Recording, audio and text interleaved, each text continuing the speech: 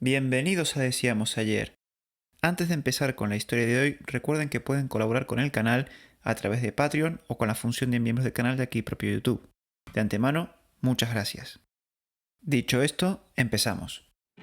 Como decíamos ayer, hoy viajamos al siglo XVI, momento en el que la tensión entre hispanos e ingleses era muy alta, tanto que cortaba el aire. Los de la pérfida de Albión se habían dedicado a apoyar a cualquiera que se opusiera al creciente poder de la monarquía hispánica, que veían como una amenaza a su propia seguridad y, todo hay que decirlo, también envidiaban. Por eso los encontramos ayudando a los holandeses en su guerra contra los españoles, a Antonio Prior de Crato, que pretendía el trono de Portugal, recientemente heredado por Felipe II, y todo tipo de corsarios que atacaran las provincias de ultramar, la flota del tesoro y cualquier barco mercante español que se les cruzara. Estas acciones, entre otras, llevaron al estallido de una guerra abierta entre ambos reinos, conflicto que conocemos como la Guerra Anglo-Española, que duró la friolera de 19 años, desde 1585 a 1604. En el marco de este conflicto, Felipe II intentará una invasión de las islas en 1588, conocida como la Gran Armada, pero fracasará. Tras este desastre, Isabel I de Inglaterra considera que tienen una oportunidad única para asestar un golpe definitivo a los hispanos e imponer sus condiciones en un tratado de paz. Por esta razón, en 1589 ordenó al pirata Drake lanzar un contraataque contra España con tres objetivos principales. El primero, y fundamental, era destruir el grueso de los restos de la Gran Armada, que se encontraban en reparación en los puertos de la costa cantábrica, principalmente en Santander. El segundo era tomar Lisboa y entronizar al Prior de Crato. Este había firmado con Isabel I unas cláusulas secretas por las que, a cambio de la ayuda inglesa, le ofrecía 5 millones de ducados de oro y un tributo anual de 300.000 ducados. También le ofrecía entregar a Inglaterra los principales castillos portugueses y mantener la guarnición inglesa a costa de Portugal. Asimismo, prometía darle 15 pagas a la infantería inglesa y permitir que Lisboa fuera saqueada durante 12 días, siempre que se respetasen las haciendas y vida de los portugueses y se limitasen al saqueo de la población y hacienda de otros hispanos. Por si parecía poco, se daba vía libre para la penetración inglesa en Brasil y en el resto de las posesiones coloniales portuguesas. Básicamente, Portugal se convertiría en un vasallo inglés. Finalmente, y como tercer objetivo, se tomarían las Islas Azores y se capturaría la flota de Indias. Esto último permitiría a Inglaterra tener una base permanente en el Atlántico desde la que atacar los convoyes españoles procedentes de América, lo que supondría un avance significativo hacia el objetivo más a largo plazo, que es arrebatar a España el control de las rutas comerciales hacia el Nuevo Mundo. Con unos objetivos tan modestos y poniendo la operación bajo el mando de un pirata, ¿qué podía salir mal?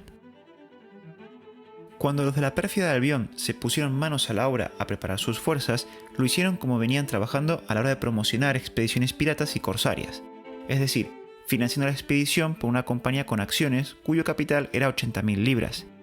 Del capital, un cuarto lo pagó la reina, un octavo el gobierno holandés y el resto varios nobles, mercaderes, navieros y gremios.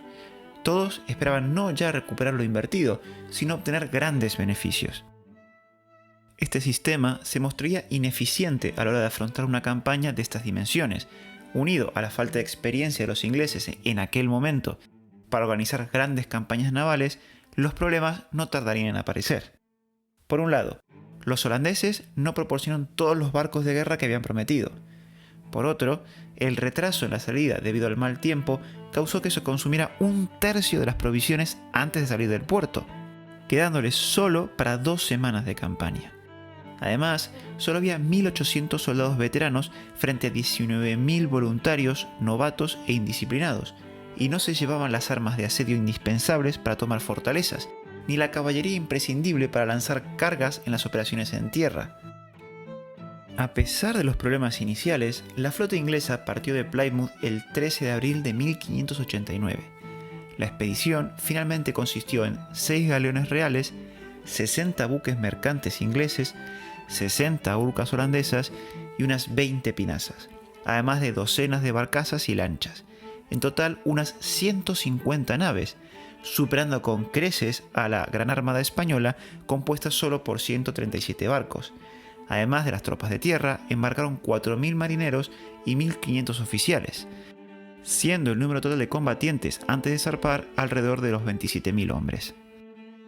Drake dividió su flota en 5 escuadrones mandados respectivamente por él en el Revenge, Norris, el hermano de Norris, Edward, Thomas Ferner y Roger Williams. Junto con ellos, y en contra de las órdenes de la reina, que había prohibido expresamente su asistencia a la campaña, navegaba el favorito de Isabel I, Robert de Verux, segundo conde de Essex. Más problemas llegaron incluso antes de divisar la costa española, empezando por el propio Drake. Al Sir Corsario se le había ordenado dirigirse a Santander para atacar a la dañada flota española, pero este cambió de opinión y decidió dirigirse a La Coruña.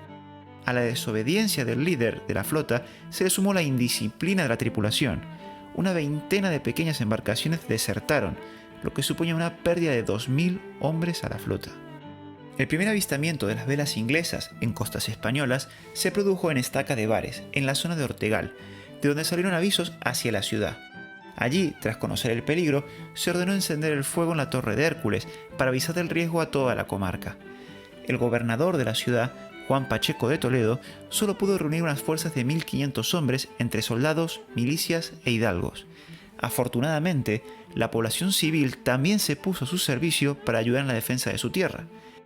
En cuanto a la flota disponible, tan solo se contaba con el galeón San Juan, la nao San Bartolomé, la urca Sansón y el galeoncete San Bernardo, así como con 2 galeras, la Princesa, mandada por el capitán Pantoja, y la Diana, bajo el mando del capitán Palomino.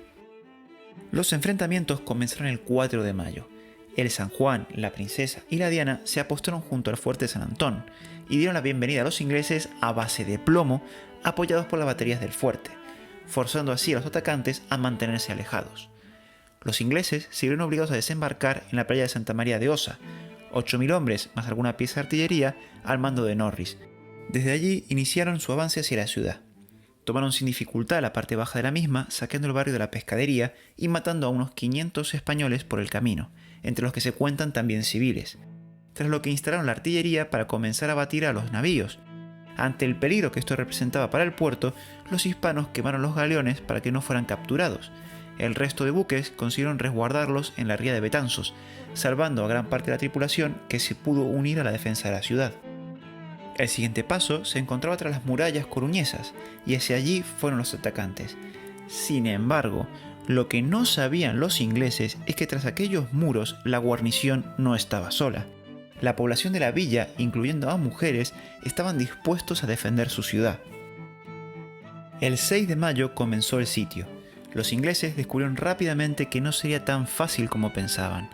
No importa lo duro que lucharan, la determinación de los defensores no se rompía, y los héroes no tardarían en aparecer, aunque en este caso tendremos que hablar de heroína, la famosa María Pita, que muerto su marido en los combates, cuando un alférez inglés arengaba a sus tropas al pie de las murallas, doña María se fue sobre él con una pica y lo atravesó, arrebatándole además el estandarte, lo que provocó el derrumbe de la moral de los ingleses. Otra mujer que aparece en las crónicas de la época por su distinción en los combates fue Inés de Ben. Tras casi 2 semanas de una lucha encarnizada, el 14 de mayo, Drake ordena un asalto general para doblegar la obstinación de los defensores. Nuevamente, los ingleses se encontraron con la misma determinación de los locales a no ceder ni un palmo de terreno. El desastre fue total. Los ingleses sufrieron 1 millar de bajas y fueron exitosamente rechazados por los españoles. La férrea defensa de los locales y la noticia de la llegada de refuerzos terrestres terminó por convencer a los ingleses de que aquello no era una buena idea. Y el día 18 de mayo abandonaron la lucha dejando unos 1.500 muertos y otros tantos heridos, además de perder entre 2 y 3 buques y 4 barcazas de desembarco, un alto precio para no haber conseguido capturar La Coruña ni llevarse consigo ningún botín. Tras el fracaso de esta primera acción, sumado a las epidemias entre sus fuerzas, la moral de los ingleses estaba muy baja, lo que aumentó aún más la indisciplina. Tras hacerse a la mar, unos 1.000 hombres a bordo decidieron desertar y tomaron rumbo a Inglaterra. El resto de la flota prosiguió con el plan establecido y puso rumbo a Lisboa. La flota inglesa fondeó en la península de Peniche e inmediatamente comenzó el desembarco de 12.000 hombres bajo el mando de Norris. Ya en ese momento, los ingleses perdieron 80 hombres y 14 barcazas. No por la resistencia hispano-portuguesa, sino más bien por el mal tiempo. La fortaleza de la ciudad se rindió en el acto, ya que se encontraba controlada por un seguidor de Crato, el pretendiente apoyado por la corona inglesa. Tras este primer éxito, las tropas inglesas se dirigieron a Lisboa, donde pensaban que ocurriría lo mismo, tal y como había prometido el pretendiente portugués. Al mismo tiempo, Drake puso rumbo a Lisboa. El plan se basaba en que Drake forzaría la boca del Tajo y atacaría la ciudad por mar, mientras Norris lo haría por tierra, tras haber reunido hombres y pertrechos debido a que eran los libertadores de la tiranía hispana, y así finalmente tomarían la capital lusa. En teoría, el plan suena bien, pero chocó de frente con la realidad. El ejército inglés, en lugar de sumar hombres a sus filas como esperaban, tuvo que aguantar constantes ataques de partidas hispano-portuguesas que les causaron cientos de bajas. Esto hay que sumarlo a las epidemias de las que fueron víctimas sus hombres. Vamos, todo un desastre. Además, en cuanto a los pertrechos, las autoridades españolas vaciaron todos los pueblos entre Peniche y Lisboa, con el objetivo de no dejarles ni la hora. Nos preguntamos, ¿qué pasó con la población civil? Bueno, básicamente les hicieron el vacío. Tanto es así que solo se sumaron 300 hombres. Parece ser que el hecho de que los ingleses llevaran años saqueando sus costas y atacando sus barcos pesqueros y mercantes no sentó muy bien a los lusos y hacía difícil que los vieran como unos libertadores. Las penurias de los ingleses no acaban aquí, ya que el ejército no contaba con más que 44 caballos, lo que suponía que el material debía ser transportado por los hombros de los soldados. Todo eso no impidió que llegaran a Lisboa, pero una vez frente a las murallas de la ciudad, su situación no mejoró. Los de la pérfida de Albión carecían de los medios necesarios para abrirse paso, ya que a la falta de caballos hay que sumarle también la falta de pólvora, municiones, alimentos y cañones suficientes. A la escasez de materiales hubo que añadir también la incredulidad de sus hombres, ya que la ciudad no parecía rendirse, sino más bien todo lo contrario. La guarnición de Lisboa contaba con 7.000 lusos que no hicieron ni caso a Prior de Crato. Además, en el puerto había fondeado 40 barcos de vela al mando de Matías de Alburquerque y las 18 galeras de la escuadra de Portugal bajo el mando de Alonso de Bazán, hermano del ilustre marino español que aquí te hemos contado su historia. A las tropas de Norris, aquella estampa les sonaba mucho a lo que se habían encontrado en La Coruña: murallas y férrea determinación a resistir de los defensores. Esta intuición rápidamente se confirmó tras el primer ataque contra el barrio de Alcántara, el cual fue rechazado y los ingleses se dejaron 300 vidas. Las galeras de Bazán no tardaron en hostigar a las fuerzas invasoras. Desde la ribera del Tajo disparó con su artillería y mosquetería de las tropas embarcadas contra los de la pérfida de Albión, causando numerosas bajas. Esto forzó a los ingleses a buscar refugio en el convento de Santa Catalina, aunque no por mucho tiempo, ya que la artillería de las galeras los forzaron a salir y continuar su marcha bajo el fuego hispano-luso. Por la noche, los hombres de Norris montaron su campamento en la oscuridad para evitar el fuego de las galeras. Alonso de Bazán estaba empeñado en no dar cuartel a los de la pérfida de Albión, por lo que, al no conseguir localizar el campamento, ordenó a sus hombres simular un desembarco. Los españoles echaron varios botes al agua, gritaron y dispararon al aire, creando un auténtico bullicio que puso en alerta a los ingleses, quienes corrieron prestos a preparar la defensa, y sin pensarlo, encendieron antorchas y mechas, desvelando su posición. Una vez localizados, Bazán ordenó a las galeras concentrar el fuego en las luces, lo que llevó a una auténtica matanza entre los ingleses. Tras dejar al ejército inglés maltrecho, Bazán ordena el desembarco de 300 soldados para atacarlos desde tierra. Para mayor desgracia de los de la pérfida de Albión, el 11 de junio entraban en Lisboa otras 9 galeras bajo el mando de Martín Padilla que traían 1.000 soldados de refuerzo. Esto ya fue demasiado para los ingleses, y 5 días más tarde Norris ordena la retirada. Sin embargo, ni eso les dejaríamos hacer tranquilamente, ya que las tropas hispanolusas salieron en su persecución consiguiendo prisioneros y pertrechos. Y ahora es cuando te estás preguntando, ¿dónde estaba Drake? La pasividad del pirata recibió el reproche de Norris, y Crato incluso lo acusaron de cobarde. El corsario se defendió alegando que no tenía posibilidad de entrar en Lisboa por las fuertes defensas y el mal estado de la tropa, aunque lo más seguro es que se mantuviera la expectativa para entrar cuando la victoria fuese segura y adueñarse de ella. Tras otro duro contratiempo, la ya no tan invencible inglesa abandona aguas portuguesas para adentrarse en el Atlántico. Sin embargo, en esta ocasión tampoco se lo íbamos a poner tan fácil. Los marinos españoles se dispusieron para perseguirlos. Martín de Padilla, al mando de la escuadra de galeras de Castilla, sabía de sobra que no podía enfrentarse a cualquier velero de tonelaje medio, ya que las galeras estaban muy poco artilladas, tan solo contaban con un cañón de grueso calibre y varias piezas de menor tamaño y alcance, y todas ellas situadas a la proa de la embarcación. A esto se podía sumar el fuego de la mosquetería de las tropas embarcadas. Este armamento, que se mostraba ideal para defender una zona costera, es claramente inferior a cualquier velero de guerra en un combate naval. Sin embargo, también sabía que existía una condición en la que una flota de galeras podía dar buena cuenta a una formada por veleros: la ausencia de viento. Bajo esta circunstancia, los barcos de vela no tienen capacidad de maniobra y se encuentran al capricho de las corrientes marinas. Por el contrario, una galera podía utilizar su propulsión a remo para moverse y situarse en una posición ventajosa desde donde batir a un barco de mayor tonelaje. Esto no dejaba de ser una maniobra en extremo arriesgada, ya que si aparecía el viento, el velero podría maniobrar para poder devolver el fuego y destrozar así la galera con su superioridad artillera. Con todo ello en mente, Padilla partió tras la flota inglesa con 7 galeras. Los hispanos mantuvieron la distancia a la espera de que la diosa Fortuna se pusiera de nuestro lado y dejase a los ingleses sin viento. La oportunidad llegó y los españoles no la dejaron escapar. Los vientos débiles impedían maniobrar a los veleros ingleses, ante lo que las galeras avanzaron en su caza. Padilla ordenó a su flota formar en hilera y atacar los buques descolgados de la formación.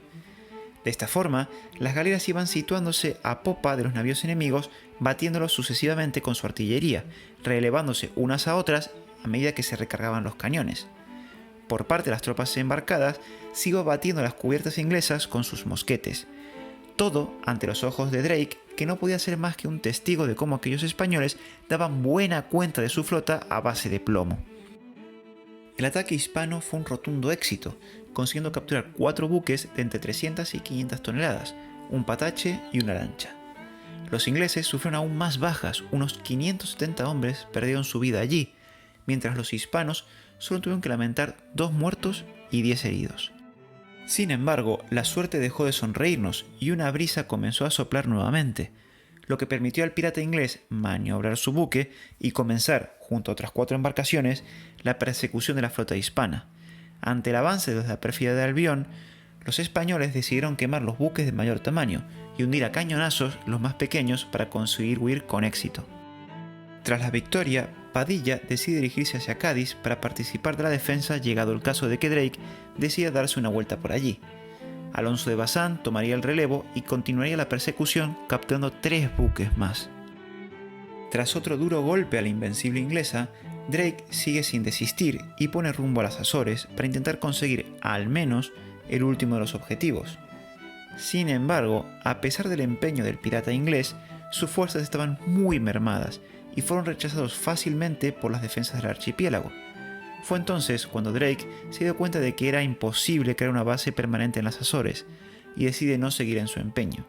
Sin embargo, esto no libra a la invencible inglesa de sufrir las inclemencias del tiempo, ya que se tuvo que enfrentar a una tormenta que provocó nuevos naufragios y muertes entre sus filas.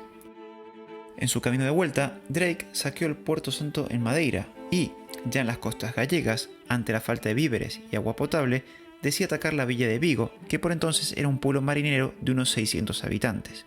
Un objetivo fácil y sencillo. Sin embargo, otro nuevo error del corsario, ya que la resistencia de la población causó nuevas bajas a los atacantes. Además, la noticia del ataque corrió como la pólvora y una milicia se dirigió a apoyar la defensa, lo que obligó a los ingleses a reembarcar. Tras otro fracaso, la moral de aquellos hombres estaba por los suelos. Si le sumamos a esto un nuevo brote de tifus, entendemos las numerosas deserciones que tuvieron lugar. Ante la desesperada situación, Drake decide dividir la expedición. Él mismo, al mando de los 20 mejores bajeles, regresaría a las Azores con el objetivo de capturar la flota de Indias, mientras que el resto regresaría a Inglaterra. En su camino a las Azores, Drake capturó una flota de barcos comerciales hanseáticos que se habían saltado el bloqueo inglés a España. Sin embargo, aquello no sirvió de nada, ya que tuvieron que ser devueltos ante las protestas de las ciudades de la Hansa. Tras lo cual, la expedición se tuvo que enfrentar a otro temporal que lo obligó a retroceder y ya definitivamente rendirse, ordenando poner rumbo a casa. Sin embargo, aquí no acabarían las desgracias de la invencible inglesa, ya que la noticia de que la flota de la pérfida de Albión navegaba dispersa por el mar Cantábrico llegó a Diego de Aramburo. Este decidió salir a su casa, consiguiendo capturar 2 buques ingleses más. Aquello convirtió la retirada inglesa en una carrera individual en la que cada buque luchaba por su cuenta para llegar lo antes posible a un puerto amigo. Ya para entonces, la indisciplina dominó hasta el final a la flota inglesa.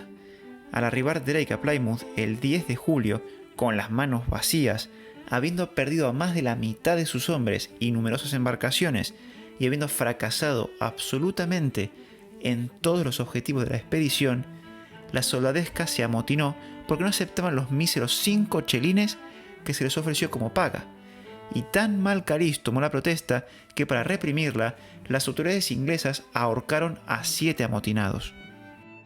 La expedición de la Invencible inglesa está considerada como uno de los mayores desastres militares de la historia de la Gran Bretaña, quizás solo superado siglo y medio después y durante la Guerra del Asiento por la famosa derrota sufrida en el sitio de Cartagena de Indias, de nuevo a manos de las tropas españolas. En la contraarmada, Inglaterra perdió un total de 80 naves y 17.000 hombres. A las pérdidas humanas hay que añadir la destrucción o captura por los españoles de al menos 12 navíos y otros tantos hundidos por los temporales. Además de esto, los ingleses perdieron también al menos 18 barcazas y varias lanchas, siendo un desastre aún mayor que el de la Armada Invencible española. Ante la magnitud del desastre, las autoridades inglesas formaron una comisión para tratar de esclarecer las causas de la derrota, pero pronto el asunto fue enterrado debido a la conveniencia política y propagandística. Por su parte, el hasta entonces considerado azote de los españoles Francis Drake quedó condenado a un casi total ostracismo. Tras el fracaso, solo le asignaron la dirección de las defensas costeras de Plymouth y negándole el mando de cualquier expedición naval durante los siguientes 6 años. Por parte de España, consiguió rehacer su flota y rápidamente incrementó su supremacía marítima hasta extremos superiores a los de antes de la Armada Invencible. El tránsito de la carrera de Indias durante los siguientes años lo hicieron 987 buques mercantes, con solo un 13% de pérdidas, lo que quiere decir que el esfuerzo emprendido por los ingleses en su Armada Invencible no sirvió de mucho para dañar los intereses de los hispanos. Y hasta aquí la historia de hoy. No se olviden de mandarme los audios con la historia o leyendas de vuestros pueblos o memorias de vuestros antepasados, al número que aparece por pantalla. Y como siempre, suscríbete al canal y si te ha gustado, dale me gusta y deja tu comentario que ayuda a posicionar el vídeo mejor en YouTube y compartirlo. Muchas gracias y hasta la próxima.